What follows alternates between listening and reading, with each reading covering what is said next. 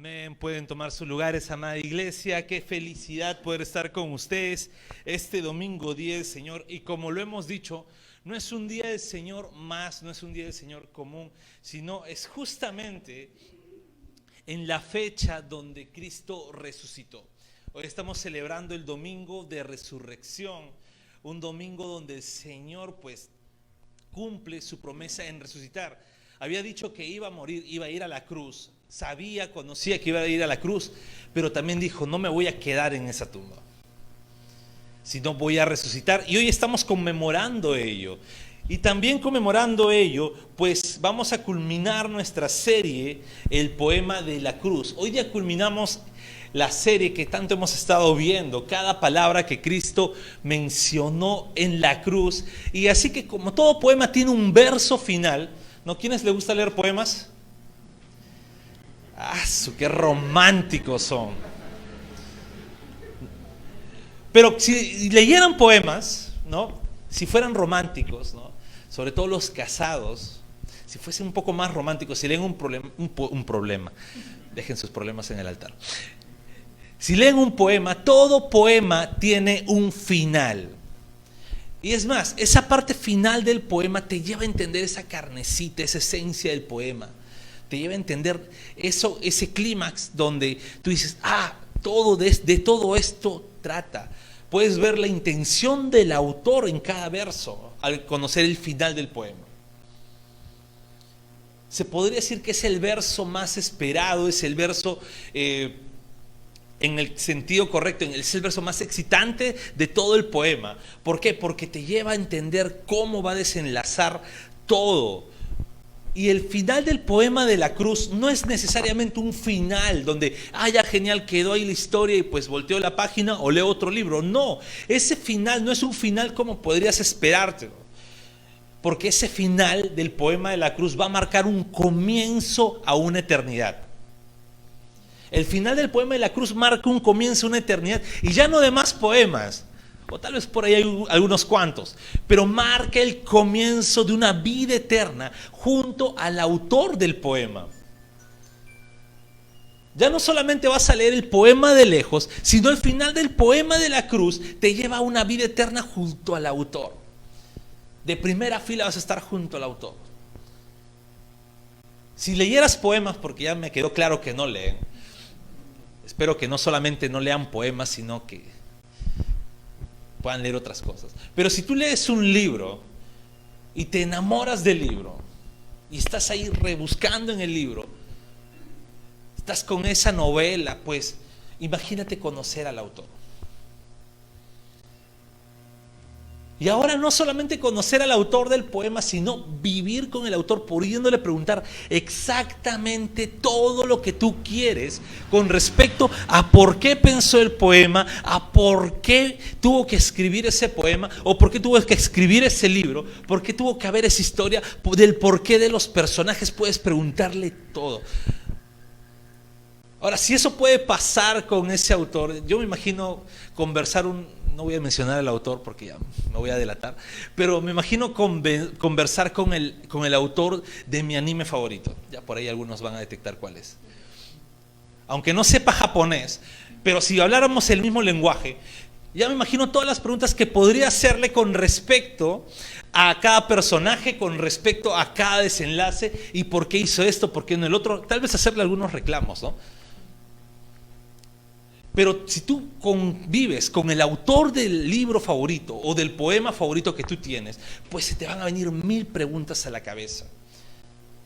Y este poema de la cruz va a marcar una eternidad entre nosotros y el autor del poema. Y aunque durante todo el poema, yo sé que hemos estado, ya esta es la 7ª semana, hemos estado 7 semanas entre dolor, humillación, sufrimiento, indiferencia, y pareciese que el poema va a acabar trágico.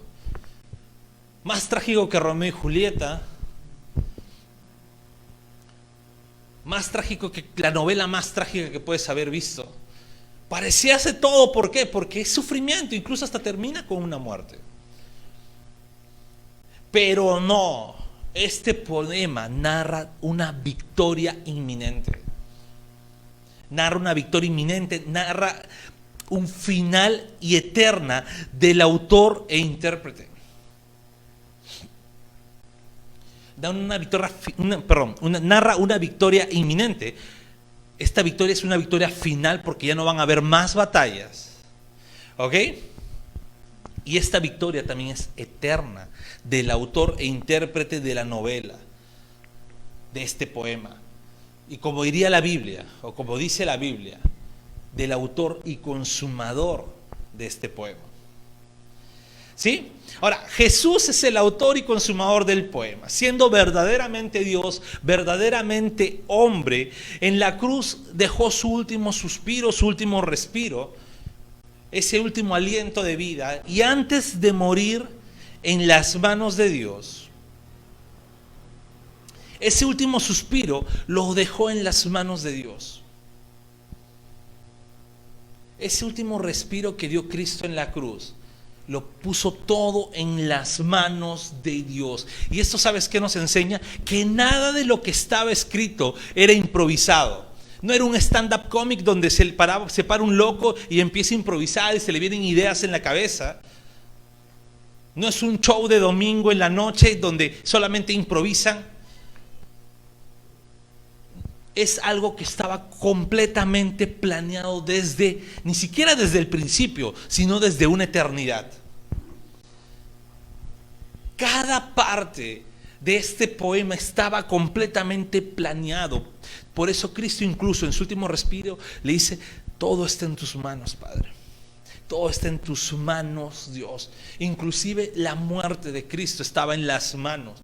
Por eso en su suspiro, en su último respiro, dijo: Padre, en tus manos encomiendo mi espíritu. Porque todo ya estaba en las manos de Dios. Y es por eso que hoy día vamos a ver ese último verso. Todo está en tus manos, Dios. Completamente todo. Y vamos a leer lo que dice la Biblia. Y esta vez vamos a hacer algo un poquito diferente, porque vas a poner un dedo en medio de la Biblia, porque vamos a leer dos libros a la par. Vamos a empezar con un libro, leer otro libro y volver al mismo libro. Entonces te voy a explicar. Vas a abrir tu Biblia en Lucas 23, te vas a ubicar en el versículo 44. Lucas 23, el versículo 44. Si la tienes física, genial. Si la tienes virtual, la tienes más fácil todavía. Solamente ruega que no se te vayan los datos para que puedas buscarla rápido. ¿Ok? Vas a buscar Lucas 23 y a la par vas a poner tu dedo poniendo un margen en Mateo 27 y te vas a ubicar en el versículo 51. ¿Okay? Te vas a ubicar en Lucas 23 a partir del versículo 44 y luego vas a poner tu dedo en Mateo 27 y te vas a ubicar en el versículo 51, para luego volver a Lucas 23. ¿Ok? Así que te voy dando unos minutos, ¿no? Si estás en casa, igual pues puedes buscar en tu Biblia virtual, aunque Biblia virtual no conviene mientras estás en la transmisión, porque si no vas a tener que quitar la transmisión. ¿Sí? ¿Lo tenemos? Mateo 27 y pones tu dedo en el versículo 51 y dejas ahí y vuelves a Lucas 23, 44. Y para que no te hagas tantas bolas, va a estar también en la pantalla. Así que vamos a leer Lucas 23 y empezamos en el versículo 44. ¿Sí? Dice la palabra de Dios: cuando era como la hora sexta, hubo tinieblas sobre toda la tierra hasta la hora novena. Y el sol se oscureció y el velo del templo se rasgó por la mitad.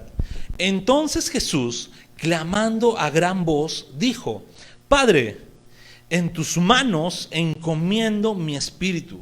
Y habiendo dicho esto, expiró. Voltea a Mateo 27, versículo 51.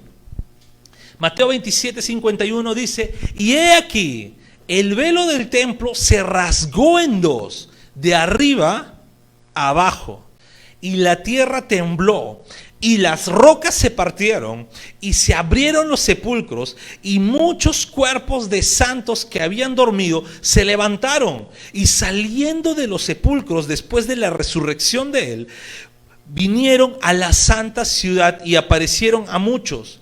El centurión y los que estaban con él guardando a Jesús visto el terremoto y las cosas que habían sido hechas, temieron en gran manera y dijeron: verdaderamente este era hijo de Dios. Volvemos a Lucas 23 y nos vamos al versículo 48 y dice: y toda la multitud de los que estaban presentes en este espectáculo, viendo lo que había acontecido, se volvían golpeándose el pecho.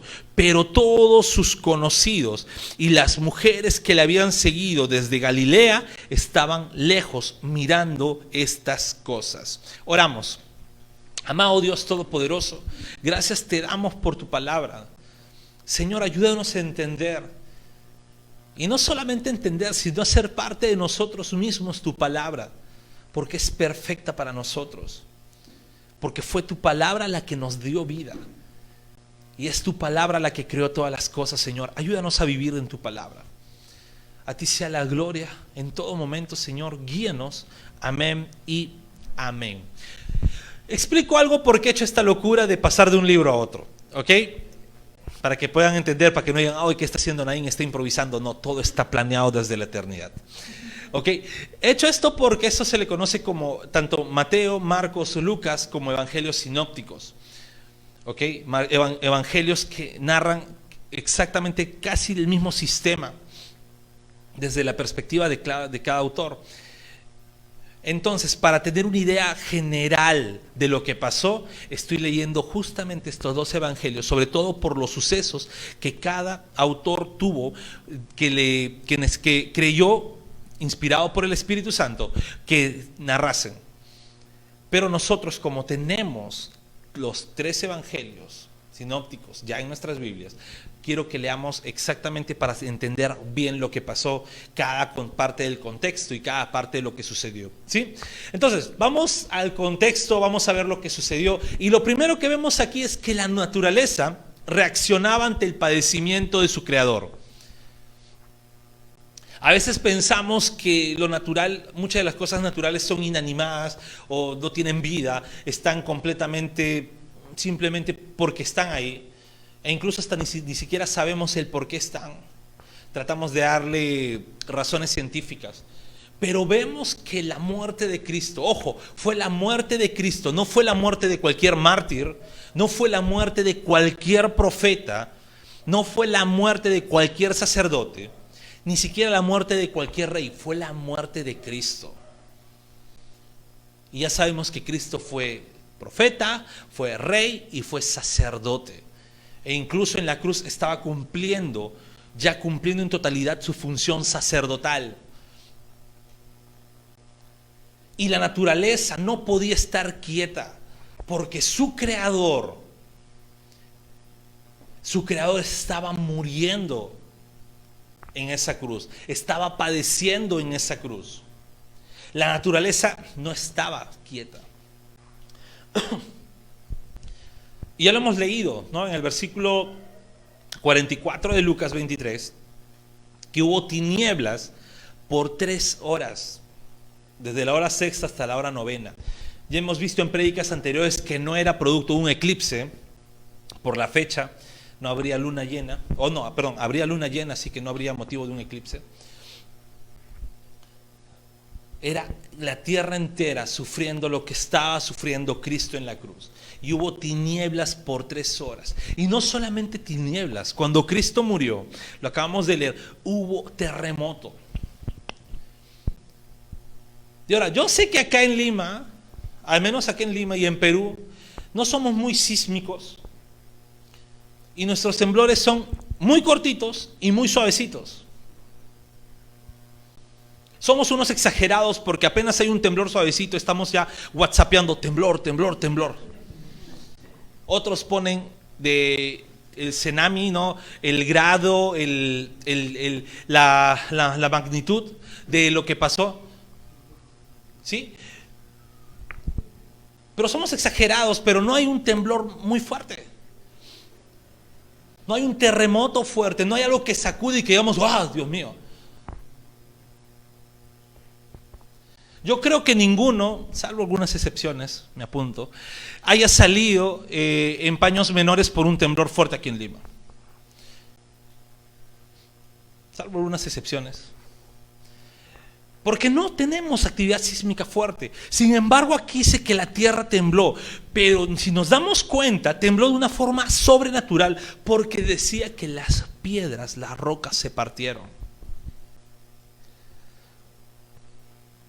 ¿Te imaginas un temblor que la roca se parta? Los que vivimos en falda de cerro o en cerro, pues entenderíamos el peligro si hubiera un temblor fuerte, si las rocas se partiesen, porque nuestra casa se va. Chao casa. Porque si las rocas de las montañas de los cerros se cayeran, pues arrasaría todo. Y este temblor fue tan fuerte, la tierra tembló con tanta fuerza, que las rocas se partieron. La naturaleza reaccionó ante la muerte de Cristo, no se quedó tranquila. No se quedó quieta. Oscuridad, tembló la tierra. Y esto no fue solamente lo que pasó. También dice la Biblia que el velo del templo se rasgó en dos. Y esto también es completamente de locura. ¿Sabes por qué es completamente de locura? Porque el velo del templo aproximadamente medía 18 metros de alto. Creo que aquí a lo mucho el más alto podría medir 1,85 m. ¿Sí, Luis? Por ahí, ¿verdad? Ya, 1,85 m.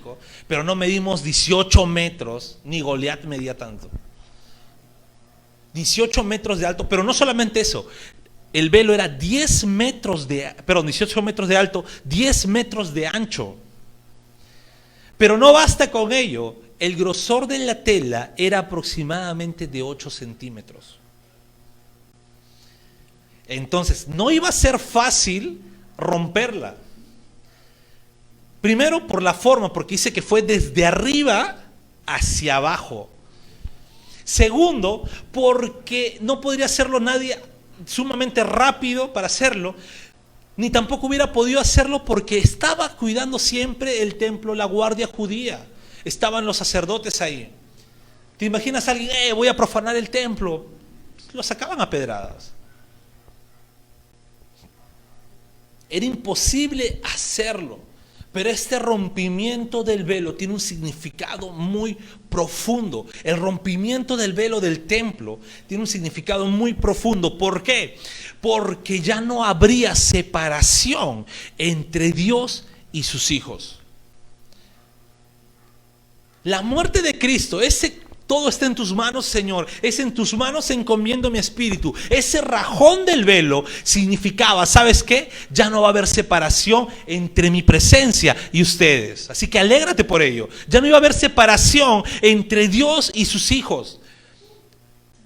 Ya la santidad de Dios estaba visible para todos sus hijos. Ya no habría secretos. ¿Por qué? Porque Cristo, al ver a Cristo, al conocer a Cristo, conocemos al Padre. ¿Ok? Ya no habría más secretos, sino por medio de Cristo llegamos al Padre. Esto fue sumamente terrible, sobre todo para los judíos, porque no se imaginaban qué era lo que a Dios le había enfurecido tanto que rajó él mismo, porque no habría otra manera que Dios mismo rasgó el velo de su templo. Esto fue una total locura, pero no como lo que sigue a continuación. Hubo un tremendo terror en el Calvario. ¿A quiénes les gustan las películas o series de zombies? Sí, hay de los míos por acá. Pero esto fue completamente verídico. Porque cuando Cristo muere en la cruz, no solamente la fuerza de la naturaleza actuó, no solamente Dios mismo pues rasgó el velo del templo, sino ante los ojos de todos, al partirse las rocas, e incluso muchas de ellas que cubrían la tumba. Hoy día creo que en el Bread Party vimos que las tumbas no eran los nichos, sino eran cuevas hacia abajo, donde les ponían tremendas rocas, y estas rocas al partirse, pues muchos de los que ya estaban muertos se levantaron. ¿Te imaginas? Estás, Jesús está muriendo, terremoto. Uy, mi tío murió. ¿No estaba muerto? ¿Qué le hubiera respondido? No, andaba de parranda. Pero estuvo un terror en el Calvario. Muchas personas muertas resucitaron. Lo que estaba pasando no era un momento. ¿Saben qué? Olvídense de Mel Gibson y La Pasión de Cristo por ahora. Olvídense de las películas Vida Pública de Jesús de 1979. Olvídense, porque a pesar que son bonitas, ¿no?, melancólicas, ¿no?, todos los Semanas Santas te levantabas muy temprano a ver la película, pero no reflejan lo que de verdad pasó cuando Cristo resucitó o cuando Cristo murió. No refleja ni 1% de lo que de verdad pasó. Métete a la historia. No era una muerte de cualquier persona. El sufrimiento de Cristo no era un martirio más, era algo terrible que estaba pasando. Cuando a veces vemos, ay, pobre Jesucito, ¿no? Y minimizamos tanto a Dios, ay, pobre Jesucito, mira, si hubiera estado ahí. Salen los memes, ¿no? Si se inventa una máquina del tiempo. O sale el video del teatro donde el señor borracho, cuando lo están clavando a Jesús, le tira un botellazo al soldado romano en el teatro Porque lo volvemos tan románticos que nos olvidamos que la Biblia narra todo el terror que de verdad se vivió, todo lo profundo que de verdad se vivió. No era la muerte de cualquiera. Dios mismo moría. Y ahora voy a explicar este término, ¿ok? Para que no me tilden de hereje. Voy a explicar bien este término. Pero hubo un terror en la cruz, un terror en el Calvario. Y los muertos ni siquiera murieron para decir, y volvieron a morir. No, porque dice que regresaron incluso muchos a Jerusalén. O sea, lo que pasó fue completamente terrible, impresionante. Tanto que los que estaban burlándose, y muchos de los que estaban ahí, incluso el centurión, fue impactado con todo lo que estaba viendo, con todo lo que se estaba viviendo, que reconoció, y muchos reconocieron, de verdad era el Hijo de Dios. Tuvieron que ver para poder creer. Todo lo que estaba pasando ellos reconocieron. Y el Evangelio de Lucas dice, ¿no?, que el centurión dijo, de verdad este hombre era justo, reconociendo que Cristo había sido crucificado siendo justo, no teniendo pecado ni culpa. Y también vemos que alrededor de este suceso muchos se golpeaban el pecho porque se arrepentían de verdad de lo que habían hecho. Y ahí sale la frase, ¿no? Te golpeas el pecho. Metes la pata y luego te golpeas el pecho. Muchos de ellos reconocían eso. Pero también la muerte de Cristo, también este suceso causó temor en los seguidores. Habían cosas sobrenaturales, pero ¿qué dice? ¿Dónde estaban sus seguidores? No estaban ahí alrededor de la cruz. ¿Ves? Les dijimos que era el Hijo de Dios. Y de repente hasta llorando, amargos, insultando. No estaban ahí defendiendo que su Señor había sido crucificado. Estaban de lejos mirando. Porque aún tenían miedo de repente. Si los apedreaban o los agarraban, los crucificaban, estaban de lejos mirando. Incluso los seguidores de Cristo. No podían creer, podían ver todo lo sobrenatural, pero incluso no creían que Jesús iba a resucitar. Pensaban que, pobre Cristo, los romanos lo capturaron, qué pena, ya no queda de otra. Tenían ese pensamiento. Y pese a lo sobrenatural, seguían en ese pensamiento. Y este episodio narra algo. Lo primero que narra es que Cristo murió. Y aquí muchos creyentes, y aquí voy a explicar lo que dije anteriormente, tienen dudas y problemas con este postulado. Porque dicen, ¿cómo Cristo va a morir si Cristo es Dios? ¿Cómo Dios va a morir? Algunos narran algunas herejías. Narran herejías diciendo, no, lo que pasa es que Cristo Era hombre y Dios, habían dos personas en un solo cuerpo, y solamente cuando Cristo iba a ir a la cruz, el Dios se fue y quedó el humano, ¿no?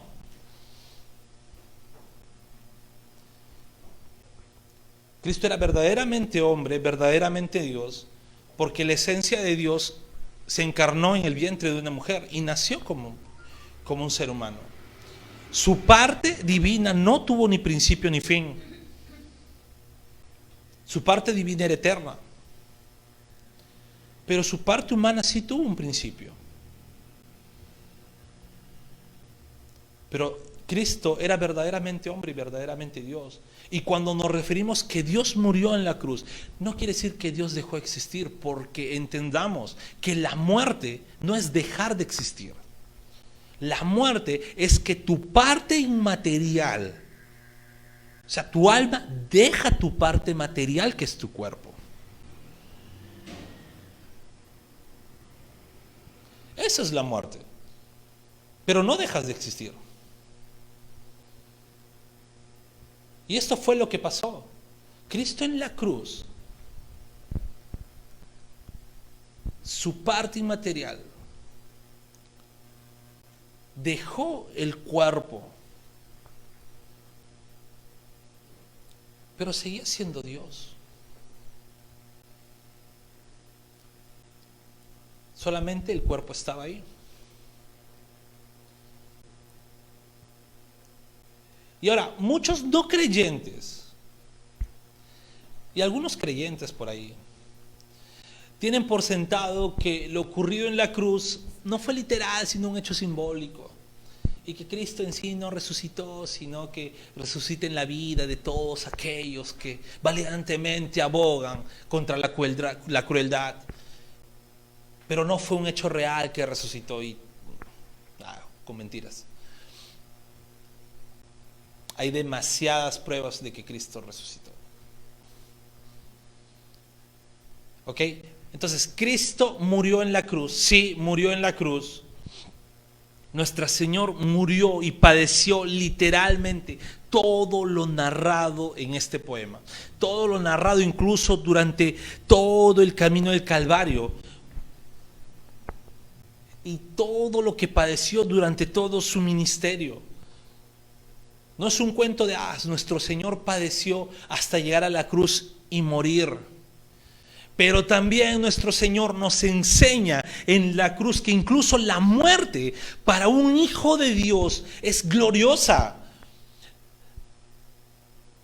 Un hijo de Dios no le tiene miedo a la muerte, porque la muerte es gloriosa para él, ya que no muere y se queda en manos de hombres, ya que no muere y tiene un futuro incierto porque no sabe qué hay detrás de la muerte. Un hijo de Dios, para un hijo de Dios, la muerte, como diría Pablo, es ganancia. ¿Por qué? Porque sabe que al morir va a seguir en las manos de Dios y va a estar cada vez más cerca a su Creador. Ya incluso ni siquiera va a estar en un cuerpo que lo lleva siempre a estar fallándole a Dios, sino va a estar ya en una santificación total, en la presencia del Señor. Ya no hay incertidumbre para un hijo de Dios en la muerte. Y Cristo nos enseña eso. Cuando dijo, Señor, todo está en tus manos, o como diría la infalible Reina Valera, en tus manos encomiendo mi espíritu, está dando por sentado que absolutamente todo está en las manos de Dios. Y no hay nada, absolutamente nada, que no esté en las manos de Dios. No hay nada que tú puedas decir, se le escapó esto a Dios, creo, ¿no? Fue un error de la naturaleza. Esto creo que Dios no lo tenía planeado. No hay nada que se le escape de las manos de Dios. ¿Ok? Vivamos siempre encomendándonos en las manos de Dios. Estemos siempre poniendo toda nuestra vida en las manos de Dios, viviendo día a día en las manos de Dios, para que cuando Dios nos llame a su presencia estemos 100% seguros, o reconozcamos que estamos 100% seguros porque estamos en sus manos. Jesús padeció Y con esto voy acabando. Jesús padeció todo el Calvario. No improvisando, no diciendo, tal vez esto no estaba planificado. Jesús padeció todo el Calvario porque sabía que todo estaba en las manos de Dios. Incluso antes de llegar ahí, en el Getsemaní, orando, Él desde su humanidad empieza a clamar: Dios, si fuese posible, no quiero pasar eso, pero Padre, que se haga tu voluntad y no la mía. Él ya sabía lo que iba a pasar, ya sabía lo que iba a padecer, pero así como Él sabía lo que iba a padecer, sabía que todo tenía un propósito y estaba en las manos de Dios.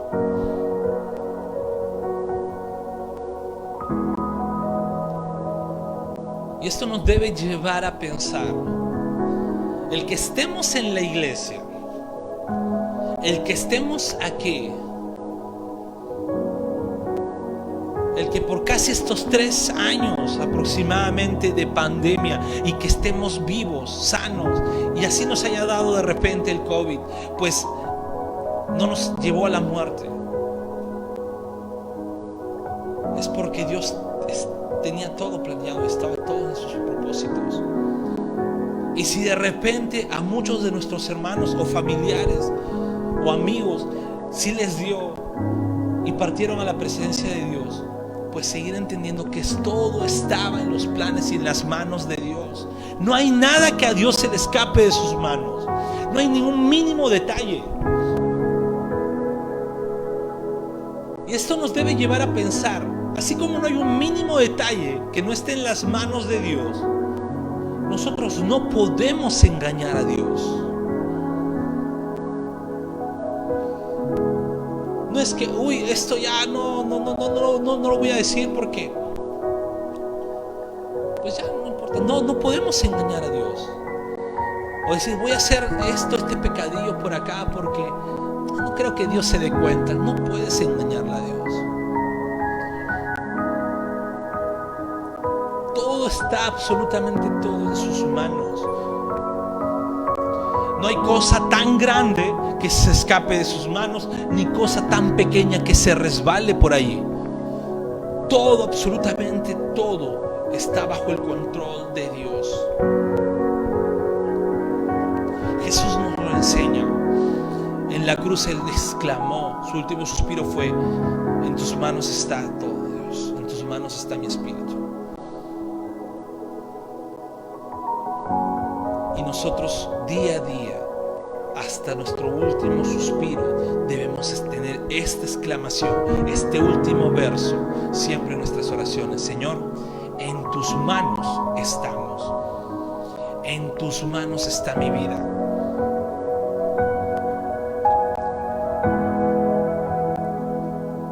Clamarle a Dios que no se trata de nuestra voluntad que se haga perfecta aquí, que no se trata que se cumplan nuestros caprichitos, que no se cumpla, que se haga lo que mi boca pueda decir, mi boca pueda declarar, decretar o lo que sea, sino lo que Dios tiene siempre planificado.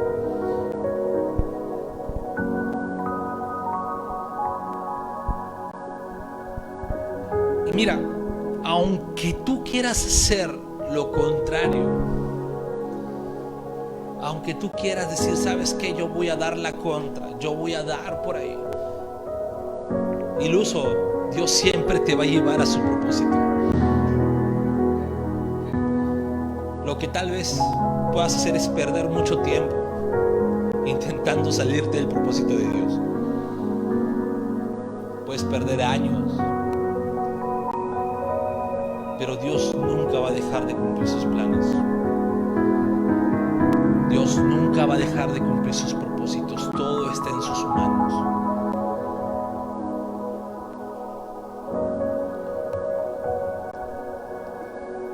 Y la muerte de Cristo, esas 6 horas de sufrimiento, esas 3 horas de terror en la tierra, en las manos de Dios. Empezando por si estás aquí y eres un hijo de Dios, eres cristiano, empezando para decirte, ¿sabes qué? Todo ese terror que se vivió, todo ese sufrimiento que se vivió, debiste vivirlo tú. Incluso podríamos decir que Dios nos dice: no te hagas el angelito, no te queda. Debiste vivir ese sufrimiento, debiste vivir cada terror. Tú padecer en carne propia esa cruz, tú padecer en carne propia el que mi presencia se aleje totalmente de ti, tú padecer en carne propia cada latigazo, cada sufrimiento, tú padecer en carne propia cada burla, tú padecer en carne propia que toda esa mochila de pecado de tu vida esté sobre ti y que no puedas ni siquiera excusarte. Pero Dios también te dice: todo esto estuvo en mis manos, todo esto estuvo en mis propósitos. Esa cruz que vivió mi hijo fue para que tú no la vivas. Y si estás aquí, siéntete dichoso,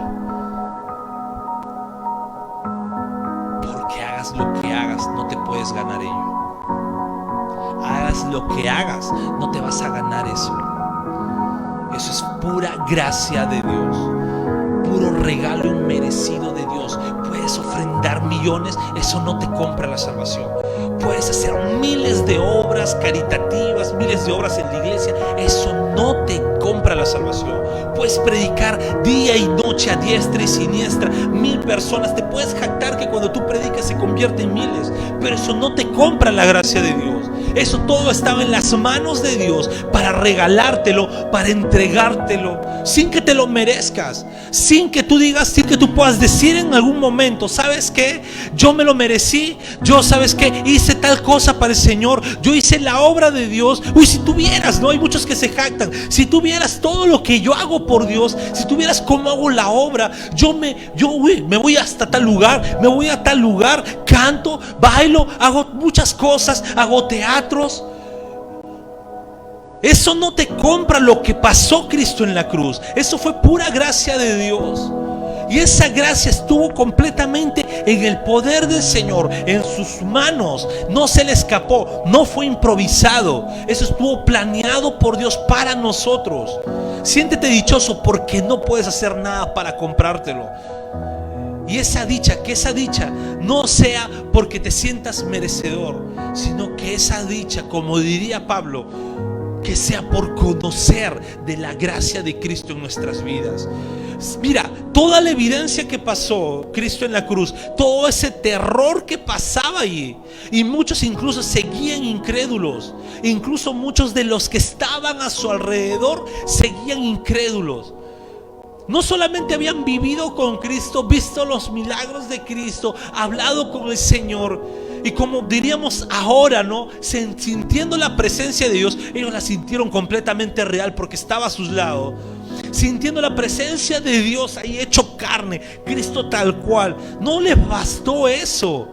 No les bastó ver la cruz, al Señor derramando su sangre bendita en esa cruz, sufriendo en esa cruz. No les bastó eso, que incluso muchos estaban todos cobardes mirando desde lejos. Estaban cobardes escondiéndose. Incluso después de la muerte de Cristo, después de la muerte, durante esos 3 días estaban escondidos. Estaban escondidos pensando que los iban a atrapar. Estaban escondidos pensando que algo malo les podía pasar. Incluso hasta pensaban: ya Cristo murió, ¿qué vamos a hacer? Ya las mujeres, ¿no? Vamos a echarle perfume, vamos a perfumar el cuerpo de nuestro Señor, que era una costumbre para los muertos. Era una costumbre como para que puedan seguir viéndolo hasta que su cuerpo termine de pudrirse, para que lo que ya está, el cuerpo que estaba muerto, cuando se pudra no huela tan feo. Y las mujeres pensaban ello. Habían discípulos que no creían, habían andado con Cristo, visto lo sobrenatural y no creyeron. Es por eso que el Señor no dice: ve para que puedas creer. No te dice: ¿sabes qué? Tienes que hacer milagros. Y se ven muchos posts en internet que dicen: ¿de qué vale incluso un ministerio sin milagros? ¿Sabes qué? El milagro lo hizo Cristo en la cruz. Y el Señor puede determinar incluso que no haya ningún milagro más. Gracias a Dios no lo hace.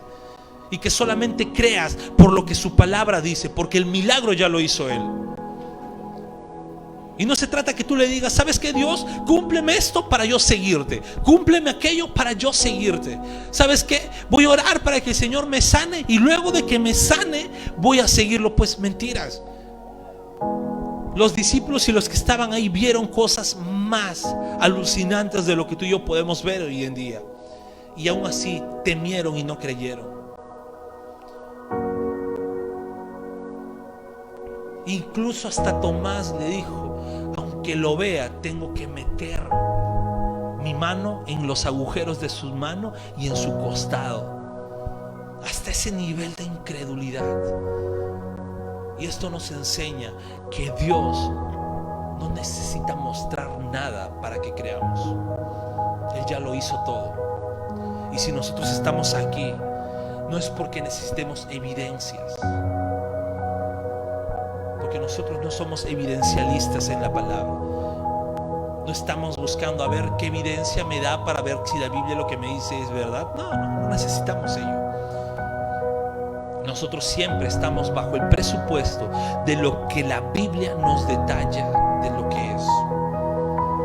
Y la Biblia nos detalla que Cristo en la cruz, en su último suspiro, dijo: Señor, en tus manos encomiendo mi espíritu.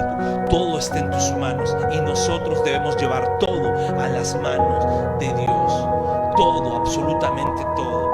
Y sabes, no te canses de predicar el evangelio. No te canses de predicar el evangelio, pero capacítate correctamente. No prediquemos un evangelio adulterado, no prediquemos un evangelio incompleto. Prediquemos un evangelio correcto. Y el evangelio correcto es: el mundo estaba completamente perdido.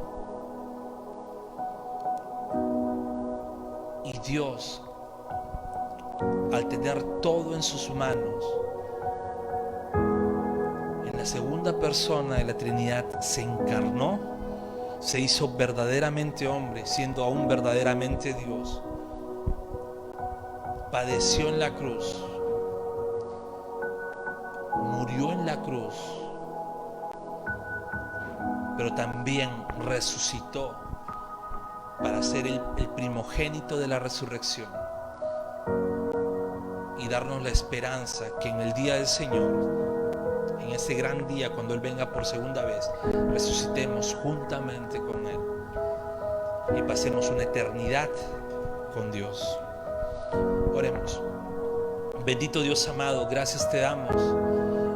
Gracias te damos, Dios, por tu palabra, porque siempre es eficaz para nosotros. Gracias por tu palabra, Señor, que nunca regresa vacía. Y así como, Señor, nos traspasa y nos destruye, de esa misma manera nos purifica con mucho amor. Como ese barro que no tenía forma, pero en las manos del alfarero, pues va tomando forma día a día. Dios bendito, gracias porque no necesitamos evidencias para creerte. Y entendemos que incluso estamos aquí porque nada se escapa de tus manos. Nada se escapa de tus propósitos. Gracias, Dios. Ayúdanos también a predicar tu evangelio, predicar tu palabra. No sentirnos tranquilos por venir solos, sino estar constantemente hablándole a más personas de ti. Ayúdanos a cumplir esa gran comisión